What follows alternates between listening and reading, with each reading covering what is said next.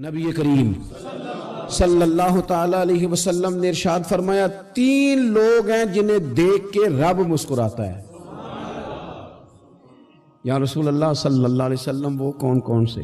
تو محبوب فرمانے لگے ایک وہ بندہ ساری مخلوق سوئی ہے، آدھی رات ہے، رات کا پچھلا پہر ہے، اس نے اٹھ کے وضو کر لیا، مصلی پہ کھڑا ہو گیا خدا کی یاد میں، فرمایا اسے دیکھ کے رب مسکراتا ہے جو اس کی شان کے لائق ہے۔ مسکراتا ہے اللہ، یہ تو سونے کا ٹائم تھا، یہ تو گہری نیند آنے کا وقت تھا، رات کا پچھلا پہر، رات پوے تے بے درداں نو نیند پیاری آوے تے درد منداں نو یاد سجن دی ستیاں وی آن جگاوے، اور ساون کی کالی راتوں میں جب بوندا باندی ہوتی ہے وہ راتوں کو اٹھ اٹھ روتے ہیں جب خلقت ساری سوتی ہے، اللہ مسکراتا ہے۔ اور سننا میرے بھائی، میرے نبی پاک صلی اللہ تعالی علیہ وسلم فرماتے ہیں جب مسلمان نماز کے لیے صفیں بناتے ہیں نا، ترتیب لگ رہی ہوتی ہے، اب اللہ کی بارگاہ میں کھڑے ہوں گے، قیام کریں گے، رکوع کریں گے، سجود کریں گے، فرمایا جب مومن صفیں بناتے ہیں تو رب دیکھ کے مسکراتا ہے، مسکراتا ہے۔ کمال ہو گئے عروج بندگی کا، جب بندے کو دیکھ کے رب مسکرائے، خدا بندے سے خود پوچھے بتا تیری رضا کیا ہے، مسکراتا ہے۔ اور میرے نبی پاک علیہ السلام فرماتے ہیں جب مجاہد جہاد کے لیے صفیں سیدھی کرتے ہیں، آج تو یہ رب کے نام پہ مرنے ہی آ گئے، یہ صفوں میں کھڑے ہوں گے، ترتیب سے لڑیں گے، ترتیب سے گلا کاٹیں گے کافروں کا یا شہادت لیں گے۔ فرمایا جب جہاد کے لوگ صفیں بناتے ہیں تو رب انہیں دیکھ کے مسکراتا ہے۔ کتنے نصیبوں والا وہ بندہ ہے جسے دیکھ کے مسکرا دیا۔ او یار کبھی تیرا بیٹا تیرے سامنے مسکرائے نا چھوٹا تو تیرا دل باغ باغ ہو جاتا ہے۔ تیری ماں بیمار کسی ایک دن صحیح طرح ہنس پڑے تو طبیعت خوش ہو جاتی۔ مجھے بتاؤ نا جس کا رب بھی اسے دیکھ کے ہنس پڑے، جو اس کی شان کے لائق ہے، کیا اس بندے کے نصیبیں ہیں، کیا اس کے مقدر ہیں۔ آپ اس مقام پر اپنے آپ کو لائیں۔ اب دیکھیں نا یہ حدیث آپ نے سن لی، اب ہم نے نا اس طرح صفحے نہیں بنانے جس طرح ساری دنیا، اب ذرا صفحے بھی شوق سے بنائیں گے، اب ذرا تھوڑا سا شوق پیدا کریں گے۔ بھئی یہ تو میں وہ کام کرنے لگا ہوں جسے دیکھ کے رب مسکراتا ہے۔ نبی پاک صلی اللہ علیہ وسلم نے فرمایا جب کوئی بندہ توبہ کرتا ہے نا، ہم توبہ کا رٹا لگاتے ہیں، یا اللہ میری توبہ یا اللہ۔ اور توبہ کا تو مطلب یہ ہے کہ پچھلے گناہوں سے پکی توبہ، آج کے بعد یہ غلطی نہ کرنے کا پکا وعدہ۔ تو نے ساری شب برات رو کے گزاری ہے، بتا سویرے جھوٹ جوڑنے کا ارادہ ہے تیرا، آج کے بعد رشوت تو نہیں نہ لے گا، ملاوٹ تو نہیں نہ کرے گا، یہ توبہ ہے۔ اور اگر سارے کام اسی طرح کرنے تو پھر یہ توبہ کا رٹا ہے، جتنا مرضی لگاؤ۔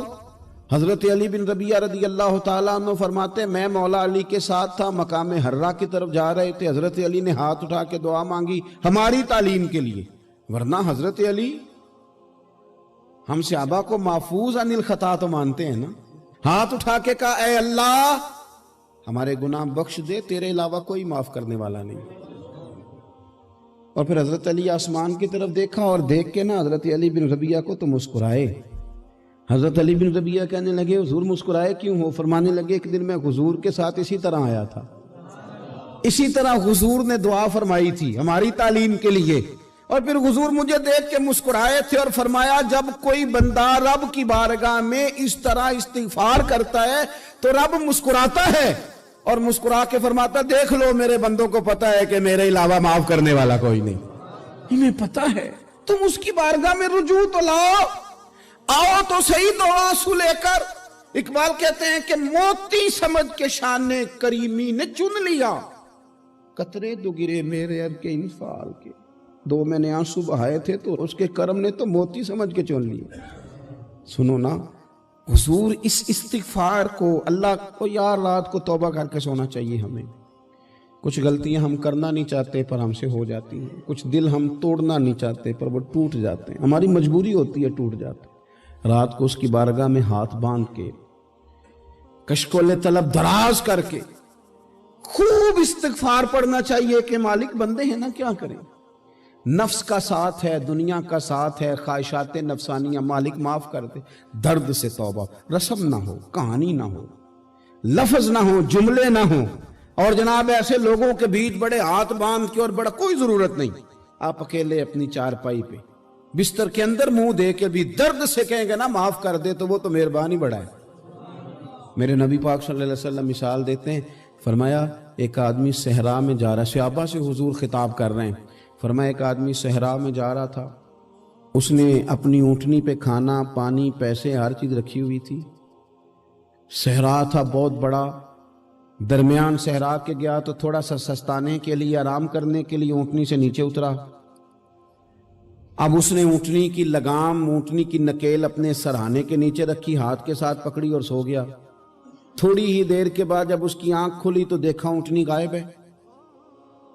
صحرا میں وہ پیدل نہ آگے جا سکتا ہے نہ پیچھے جا سکتا ہے، نہ دائیں نہ بائیں، کھانے کو روٹی نہیں، پینے کو پانی کا قطرہ نہیں، تھوڑا ادھر بھاگا ادھر بھاگا، تھک گیا۔ کریم محبوب فرماتے ہیں وہ پوری طرح نڈھال ہو گیا اور مایوس ہو گیا، معاذ اللہ، مایوس ہو کے دوبارہ اسی جگہ آ کے لیٹ گیا جہاں پہلے لیٹا تھا، انتظار کرنے لگا کہ اب موت ہی آئے گی، آخری وقت ہے، اب نہ میں پیدل یہ صحرا کراس کر سکتا ہوں، نہ پیچھے جا سکتا ہوں، نہ کھانا ہے نہ پانی ہے، سوائے موت کے کوئی سہارا نہیں۔ حضور فرماتے ہیں وہ رستے میں دوبارہ لیٹ گیا، اچانک اس نے رخ بدلا تو اونٹنی سامنے کھڑی تھی۔ حضور نے صحابہ سے پوچھا بتاؤ نا اسے بھلا کتنی کو خوشی ہوگی؟ یا رسول اللہ جی سے نئی زندگی مل گئی ہے۔ آپ دیکھیں نا سارے ڈاکٹروں نے کہہ دیا کہ اس کے تو گردے معدہ جگر ہر چیز ختم ہے، گھر لے جاؤ خدمت کرو، ہر طرف پریشانی ہے۔ وہ بندہ بھی سمجھ گیا ہے کہ آخری وقت آ گیا، کل جاؤں پرسوں جاؤں، تیاری ہو گئی، سب لوگ آ گئے، باہر والے بھی آ گئے، یہ ماحول ایک عجیب رنگ اختیار کر گیا۔ اچانک ایک ڈاکٹر نے آ کے کہا نہیں نہیں غلطی لگ گئی تھی۔ مجھے بتائیے انداز کیا ہوتا ہے؟ بغیر دوائی کے بندہ اٹھ کے کھڑا نہیں ہو جاتا، او میں تو بچ گیا ہوں۔ نبی پاک صلی اللہ علیہ وسلم فرمانے لگے اس کی اونٹنی مل گئی، بتاؤ بھلا اسے کتنی خوشی ہوگی؟ یا رسول اللہ وہ تو دوبارہ دنیا میں آ گیا۔ حضور فرمانے لگے اسے کچھ بھی خوشی نہیں ہوئی۔ جب کوئی رب کا گناہگار بندہ آ کے توبہ کرتا ہے، رب کو اس سے کئی گنا زیادہ خوشی ہوتی ہے۔ میرا بندہ آ گیا ہے، میرا بندہ آ گیا ہے، میرے گھر آ گیا۔ اس نے آنسو بہائے ہیں، اس نے کہا اللہ میں تیرا ہی ہوں، تیرا ہی رزق کھاتا ہوں، تیری ہی زمین پہ رہتا ہوں، تیرے نام سے میری سانسیں چلتی ہیں۔ وہ آ گیا۔ فرمایا اس اونٹنی والے سے زیادہ رب کو خوشی ہوتی ہے جب گناہگار آ کے توبہ کرتے۔ گناہگاروں کے آنسو اس کی بارگاہ میں بڑے مقبول ہیں، لیکن ہم رسم ادا کرتے ہیں، توبہ نہیں کرتے۔ ہم اپنے آپ کے ساتھ دھوکہ کرتے ہیں، جھوٹ بولتے ہیں۔ ہم بندہ کوئی ناراض ہو جائے تو ہمیں کو نہیں نیند آتی، اس کے گھر چلے جاتے ہیں۔ ہم اپنے سارے رشتوں کو تعلقات کو مینٹین کر کے رکھنے کے عادی ہیں۔ ہمیں پتہ ہے کہ وہاں میں نہیں جا سکا تو بیٹا بھیجتا ہوں، فلاں شادی پہ میں نہیں جا سکا تو بھتیجا بھیجتا ہوں، بھائی بھیجتا ہوں، ہر تعلق کا ہم نے خیال رکھا کوئی روٹھ نہ جائے۔ لیکن کمال ہے نا، یہ نہیں سوچا کہ اگر رب روٹھ گیا تو جب وہ روٹھ جائے نا تو سارے رشتے بھی بندے کے پاس موجود ہوں تو کوئی کرامت نہیں ہوتا، پھر کروڑوں روپیہ جیب میں ہوں تو ڈاکٹروں کی دوائیاں اثر نہیں کرتی۔ وہ روٹھ جائے تو پھر انسان اس طرح سے پھسلتا ہے کہ بڑے بڑے اس کے پاس دروازے ہوتے ہیں پر کسی جگہ اس کا ہاتھ نہیں لگتا۔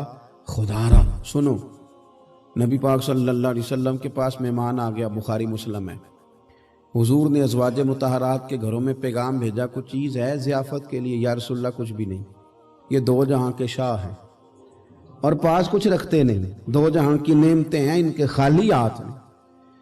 یا رسول اللہ کوئی چیز بھی نہیں۔ حضور نے صحابہ کے مجمع پہ نظر ڈالی، یا رسول اللہ صلی اللہ علیہ وسلم حکم ہو، تو حضور فرمانے لگے تم میں سے کوئی بندہ ہے جو اسے گھر لے جائے روٹی کھلائے؟ ایک صحابی اٹھے فوراً، حضور میں لے کے جاتا ہوں کھانا کھلاتا ہوں۔ فرماتے ہیں میرے گھر میں صرف بچوں کا کھانا تھا، یہ نہیں کہ فریزر بھرا ہوا ہے نعمتوں سے، صرف بچوں کا کھانا۔ یہ نہیں کہ کسی کو دیکھ کے اپنی ہنڈیا پہ برتن دے لیا، صرف بچوں کا کھانا۔ کہتے ہیں گھر گیا، بیوی سے کہا کیا کیفیت ہے؟ کہنے لگی بچوں کی روٹی ہے۔ میں نے کہا بچے سلا دے، صبح ناشتہ کر لیں گے۔ تو کہنے لگی آپ کیا کھائیں گے؟ تو میں نے کہا نہ میں کھاؤں گا نہ تو کھائے گی، مہمان جو نبی پاک کا ہے۔ کہا اچھا اب ذرا تجویز دیکھو میاں بیوی کی سوجھی آپس میں. کہتے ہیں کھانا لگا دینا کیونکہ ایک آدھ بندے کا کھانا ہے. اپنی غربتوں کا ہر جگہ اظہار کرنا, رونا رونا. یہ دیکھو غربت کیسے چھپائی جا رہی. اس کو کہا نہیں کہ چل تو تھوڑا رحم کھا, تو آیا ہے تو تھوڑا رحم کھا, یہ نہیں کہا اٹھ کے نا تو کھانا رکھنا اور اٹھ کے نا چراغ ٹھیک کرنے کے بہانے بجھا دینا. ہم دنیا والوں کے سامنے کیوں اپنے دکھ بیان کریں؟ ہم جو کہیں گے رب رسول کی بارگاہ میں کہیں گے. تو نا چراغ ٹھیک کرنے کے بہانے. اہلیہ اٹھی, کھانا دینے کے بعد چراغ ٹھیک کرنے کے بہانے بجھا دیا.